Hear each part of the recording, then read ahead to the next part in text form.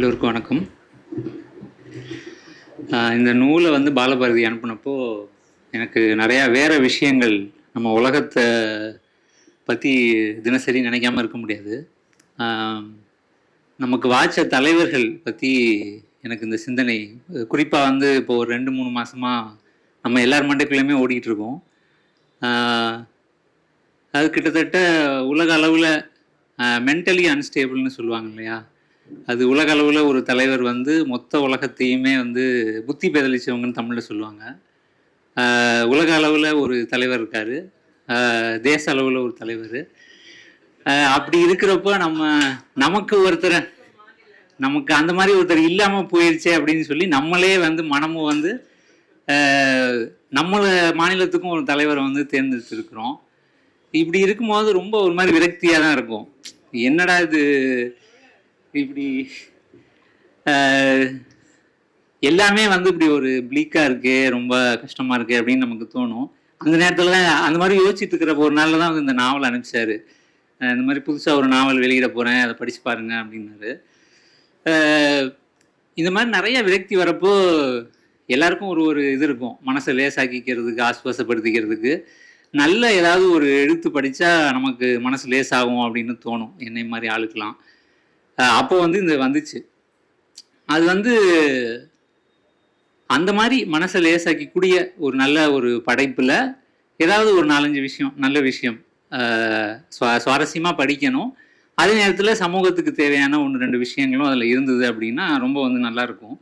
இந்த நாவல் படித்தப்போ எனக்கு அந்த ஒரு திருப்தி வந்து கிடைச்சிது. பகடை வந்து ரொம்ப நாளைக்கு அப்புறம் நான் வந்து தினசரி வேலை நிமித்தமாக நிறையா வந்து வாசிக்கக்கூடிய ஒரு ஆள். பெரிய வாசகன்லாம் வந்து நான் கிளைம் பண்ண மாட்டேன். வேலை காரணமாக, தொழில் காரணமாக நான் வாசித்து தான் ஆகணும் நிறையா. அப்போ வந்து நல்ல ஒரு கட்டுரை, நல்ல ஒரு கதை, நல்ல ஒரு படைப்பு படிக்கும் போது நமக்கே வந்து உற்சாகமாக இருக்கும், மனசுக்கு வந்து நல்லாயிருக்கும். அந்த மாதிரி இந்த நாவலை படித்தப்போ எனக்கு தோணுச்சு. சங்கர்லால் கதைகள், அதாவது எனக்கு முந்தின தலைமுறை ஆட்கள் எல்லாமே வந்து அவங்களோட சின்ன வயசில் வந்து தமிழ்வாணன் எழுதின சங்கர்லால் கதைகளை வந்து வெறித்தனமாக வந்து வாசிச்சிருக்கிறாங்க. நான் வரும்போது அது கொஞ்சம் மாறிடுச்சு. அவர் எங்களுக்கு முந்தின தலைமுறையில் அந்த மாதிரி எழுதியிருக்கிறாரு. அதே மாதிரி ஆங்கிலத்தில் வந்து சத்யஜித் ராய் எழுதின ஃபெலுடா கதைகள் இப்போ வரைக்கும் இந்திய சிறார் இலக்கியத்தில் இந்திய ஆங்கில சிறார் இலக்கியம் படிக்கிற எல்லாருமே ரசித்து வாசிக்கக்கூடிய புத்தகங்கள் வந்து ஃபெலுடா துப்பறியும் கதைகள். அந்த மாதிரி கதைகள் தமிழில் இன்னைக்கு வந்தால் நல்லாயிருக்கும் அப்படின்னு நமக்கு தோணுச்சு. அப்படின்னா இந்த கதை வந்து ஒரு வழக்கமான துப்பறியும் கதை கிடையாது நிச்சயமாக. ஆனால் வந்து அவர் அப்படி தான் வந்து அந்த கதையை வந்து செட் பண்ணியிருக்காரு. ஒரு துப்பறியும் கதையை தான் வந்து செட் பண்ணியிருக்கிறாரு.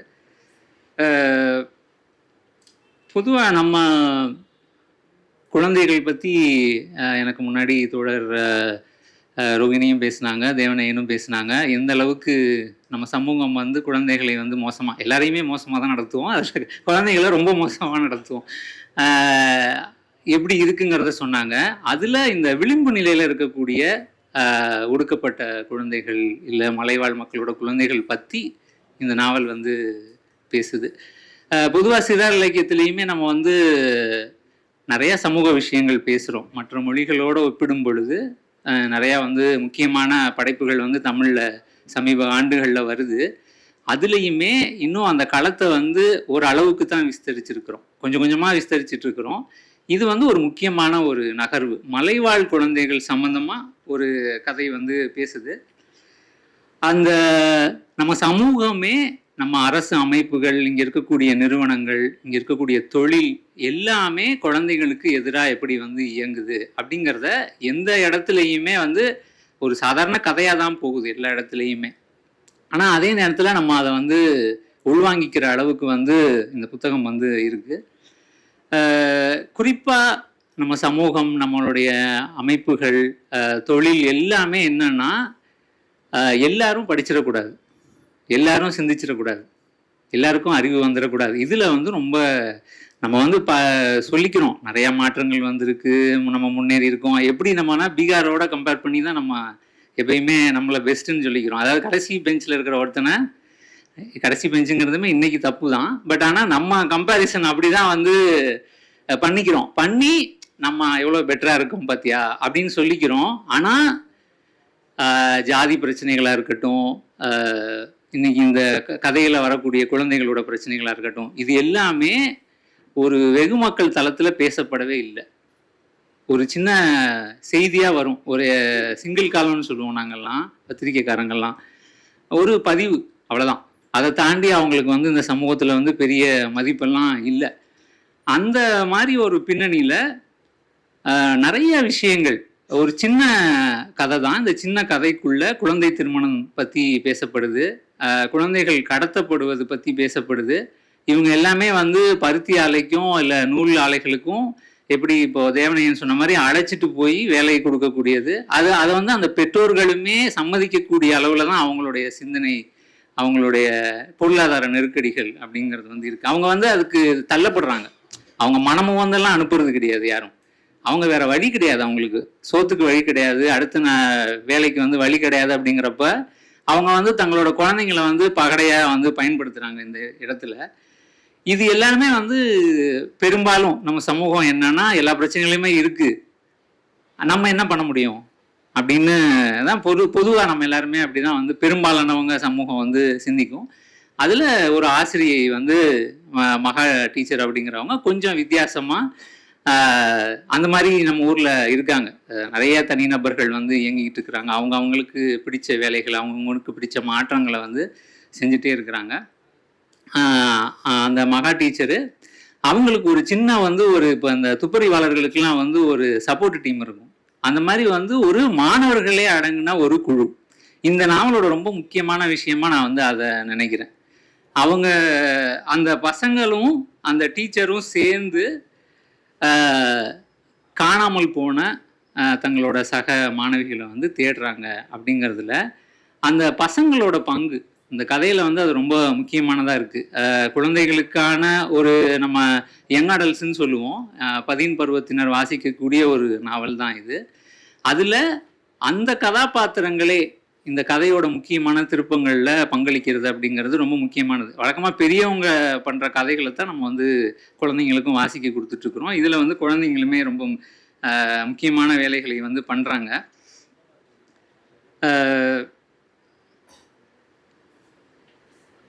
இது வந்து ரொம்ப பல விஷயங்கள்ல இந்த கதை வந்து ரொம்ப நல்லா இருக்கு. இந்த அட்டை படம் பாருங்க எல்லாரும். பொதுவாக தமிழில் இந்த மாதிரிலாம் வந்தால் எனக்கு ரொம்ப பிடிக்கும்.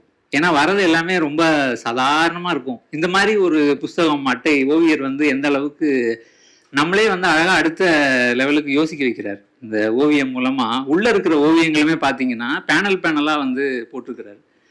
வழக்கமாக நல்ல ஒரு இந்த படங்களை பார்த்த உடனேயே நமக்கு வந்து அந்த அத்தியாயத்தை வந்து வாசிக்கணும் அப்படிங்கிற வந்து தோணிடும். இப்போ நிறையா வந்து நமக்கு ஓடிடியில் நிறையா படங்கள் வருது, ரொம்பவே முக்கியம்னு தான் நான் நினைக்கிறேன். நம்ம எல்லாமே வந்து விஷுவலாக மொத்த வாழ்க்கையுமே விஷுவல்ஸாகவே பார்த்துக்கிட்டே இருக்கும். அப்போ ஏதாவது ஒரு வகையில் அதுக்குள்ளே வந்து நடுவில் பூந்து அதை கொஞ்சம் டிஸ்டர்ப் பண்ணணும் இல்லையா? அது ஏற்கனவே அது நம்மளை கேப்சர் பண்ணியிருக்கு, அதை எப்படி நம்ம டிஸ்டர்ப் பண்ணுறது? ஸோ இன்னும் நிறையா கலாபூர்வமாக நம்ம வந்து சிந்திக்கணும். இந்த நூல், இந்த ரமணன் வந்து ரொம்ப எக்ஸ்பிரசிவாக உணர்ச்சி பூர்வமாக வந்து இந்த படங்களை வந்து வரைஞ்சிருக்காரு. அது ஒரு ரொம்ப முக்கியமான ஒரு அம்சம். நூல் கதை அளவுக்கு, ஆசிரியர் அளவுக்கு ஓவியருமே வந்து ரொம்ப முக்கியமான ஒரு பங்களிப்பை வந்து செலுத்தியிருக்கிறாரு. மொழி நடை எனக்கு பிடிச்சிருந்தது. குழந்தைங்க வந்து வாசிக்க முடியுமா, இன்னைக்கு இருக்கிற குழந்தைங்க குறிப்பாக வாசிக்க முடியுமாங்கிறது எனக்கு நான் உறுதியாக சொல்ல முடியல. ஆனால் எனக்கு ரொம்ப சுவாரஸ்யமாக இருந்தது. அந்த எடுத்தோம் கீழே வைக்க முடியாது அப்படின்னு சொல்லுவோம் இல்லையா, அந்த மாதிரியான ஒரு மொழி நடையில் இருந்தது. அதேமாதிரி அதில் வரக்கூடிய சம்பவங்கள், அதை வந்து அவர் செட் பண்ணியிருக்கிற விதம் எல்லாமே வந்து ரொம்ப கச்சிதமாக வந்திருக்க மாதிரி வந்து தோணுச்சு. இந்த ஓவியம் அளவுக்கு நூலோட வடிவமைப்பு இன்னும் கொஞ்சம் வேறு மாதிரி யோசிச்சிருக்கலாம். அது வந்து நம்ம தமிழில் பேசிகிட்டே இருக்கோம், அடுத்து எங்கேயாவது ஒரு பாயிண்ட்ல அதையும் கொஞ்சம் பிரேக் பண்ணணும். சரவணனோட இது வந்து நல்லா வந்ததுன்னு நினைக்கிறேன். விஷ்ணுபுரம் சரவணனோட இடம் இல்லை, இடமும் நல்லா வந்தது. எலியின் வேட்டை, அந்த மாதிரி கொஞ்சம் நம்ம வடிவமைப்பும் நம்ம கொஞ்சம் மாறினா நல்லா இருக்கும். இந்த நூலில் வந்து மற்ற விஷயங்கள் ரொம்ப சிறப்பாக வந்திருக்கிற மாதிரியே வடிவமைப்பும், நூலோட வடிவமைப்பு இருந்தால் நல்லா இருந்திருக்கும். ரொம்ப குறிப்பாக இந்த புத்தகத்தில் நான் முக்கியமாக நினைச்சது என்னன்னா, சமீப காலமாக சிறார் இலக்கியத்தில் சுற்றுச்சூழல் சார்ந்து இயற்கை சார்ந்த விவரிப்புகள் வந்து நிறையா மேம்பட்டுட்டே வருது. தொடர்ந்து வந்து நம்ம நிறையா பேசிக்கிட்டே இருக்கிறோம். அதோட பிரதிபலிப்பு வந்து இந்த நூலில் வந்து தெரியுது. பல நூல்கள் ஏற்கனவே வந்திருக்கிறதுலையும் அமைஞ்சிருக்கு. இந்த நூல் வந்து ஜவ்வாது மலையில் நடக்கிறப்போ அங்கே இருக்கக்கூடிய பறவைகள், அங்கே இருக்கக்கூடிய தாவரங்கள் பற்றின விவரிப்பெல்லாம் அங்கங்கே நல்லா வந்து எழுதியிருக்காரு. அதில் ஒரு குறிப்பாக வந்து ஒரு மரம் பற்றி வருது. நூல் எல்லாம் நீங்கள் படிச்சிங்கன்னா வந்து தெரியும். பட்டாடின்னு ஒரு மரம், தண்ணீர்க்காய் மரம். அது நம்மளுடைய மரம் கிடையாது. ஆப்பிரிக்க துளிப்பு அப்படின்னு சொல்லுவாங்க. ஆரஞ்சு கலரில் நல்லா கப்பு மாதிரி பூத்துருக்கும். நம்ம இளவேநீர் காலத்தில் ரொம்ப பரவலாக பார்க்கலாம் நம்ம ஊரில். நம்ம ஊரில் சென்னையில் இருக்கக்கூடிய குறைஞ்சது 50-60% மரங்கள் வந்து வெளிநாட்டு மரங்கள் தான். நம்மளுடைய இயல் தாவரங்கள் கிடையாது. எல்லாமே நம்மளுடைய வெள்ளைக்காரங்க வந்து ஒரு தோட்டக்கலைத்துறை உருவாக்குனாங்க. நம்மள்ட்ட நிறையா வந்து காலனிய எச்சம் சொல்லுவோம் இல்லையா, அந்த காலனிய எச்சம் வந்து இன்னும் ஒரு 500 வருஷம் ஆனாலும் போகாது. அதில் ஒன்று வந்து இந்த தோட்டக்கலைத்துறை கொண்டு வந்து அறிமுகப்படுத்தின மரங்கள்.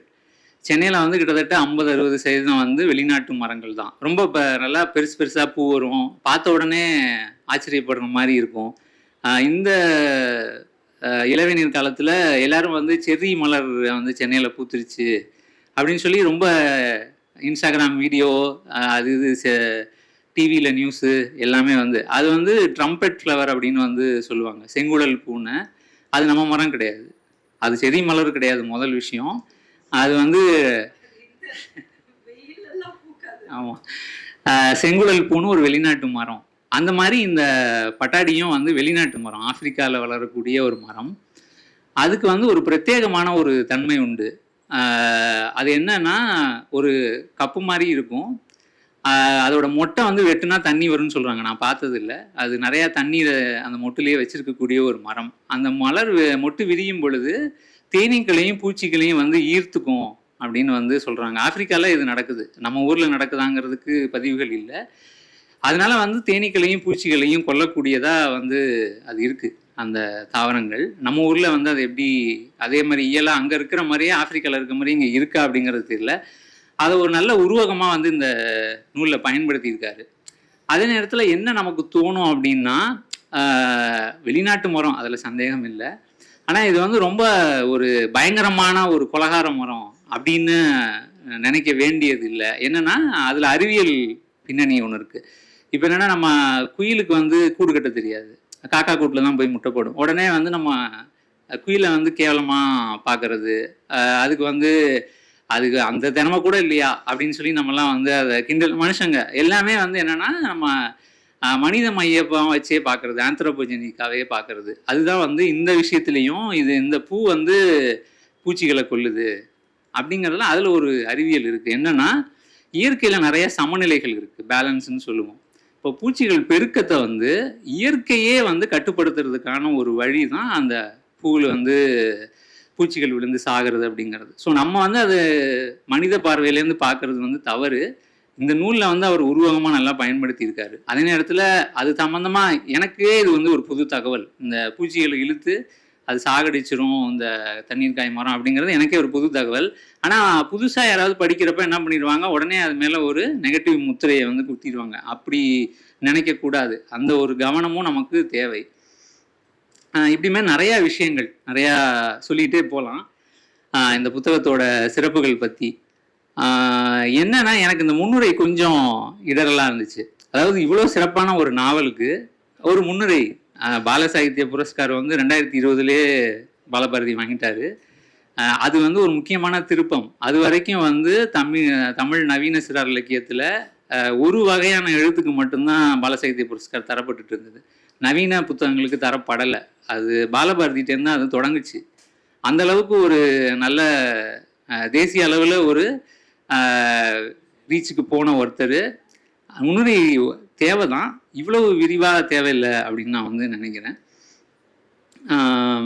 இந்த கதையில் வந்து அந்த ஆசிரியர் மகா வந்து நிறைய வேலைகள் அந்த குழந்தைங்களை காப்பாற்றுறதுக்காகவும் அந்த குழந்தைங்களை இயல்பாக வாழ வைக்கிறதுக்காகவும் நிறைய வேலைகள் வந்து செய்கிறாங்க.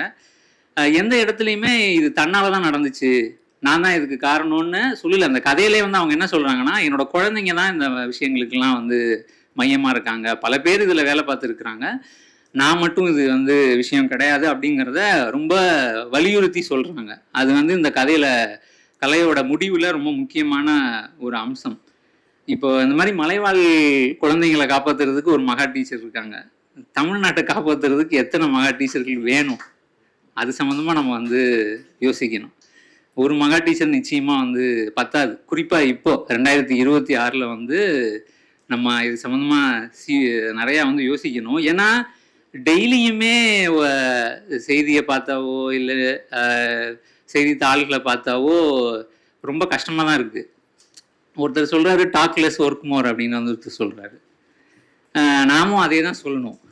அவங்க வந்து ஒரு வசனமாக சொல்கிறாங்க, நம்ம வந்து அது வசனமாக இல்லாமல் நிஜமாகவே வந்து டாக்லெஸ், நம்ம எல்லாருமே வந்து டாக்லெஸ் பண்ணிவிட்டு ஒர்க் மோர், அறிவுபூர்வமாக சிந்தனை பூர்வமாக மற்ற மனுஷங்க மேலே அக்கறையாக, மகா டீச்சர் மாதிரி மற்ற மனுஷங்க மேலே அக்கறையாக நிறைய வேலைகள் நமக்கு வந்து காத்திருக்கு. நம்ம வந்து நிறையா செய்யணும்.